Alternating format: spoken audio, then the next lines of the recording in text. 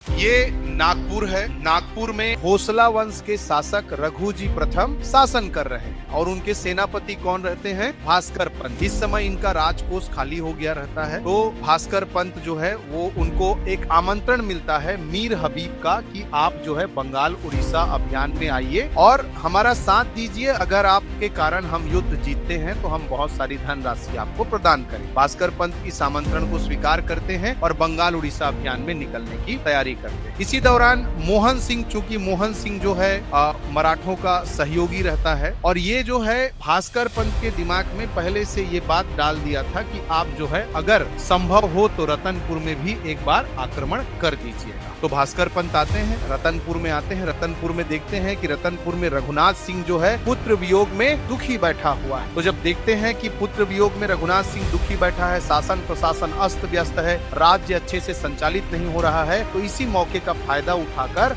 रघुनाथ सिंह के ऊपर भास्कर पंत ने हमला कर दिया। तो कैसे हमला किया? तोप से हमला किया। तोप से हमला किया और रतनपुर के किले को ध्वस्त कर दिया। एक भाग जो है पूरा रतनपुर किले का ध्वस्त हो गया। और इसी दौरान जब किले पर आक्रमण हुआ तो छुरी का जमींदार राघो सिंह आता है। राघो सिंह किले की रक्षा करते हुए शहीद हो जाता है। इसके बाद रघुनाथ सिंह की जो पत्नियां रहती हैं वो किले के ऊपर जाती हैं और सफेद रंग का ध्वजा लहराती हैं, जिसका प्रतीक है आत्मसमर्पण। तो इस तरह से सरेंडर की घोषणा, आत्मसमर्पण की घोषणा हो जाती है और रघुनाथ सिंह बिना युद्ध लड़े आत्मसमर्पण कर देता है। उसके बाद फिर भास्कर पंत उनसे मिलते हैं और भास्कर पंत बोलते हैं कि तुम अभी युद्ध करने के लायक नहीं हो, तो आज से तुम जो है राजा तो रहोगे लेकिन किनके अधीन राजा रहोगे? मराठों के अधीन राजा रहोगे। और इस तरह रघुनाथ सिंह जो है कलचुरियों के कलचुरी में पहला शासक ऐसा बनता है जो किनके अधीन शासन करता है?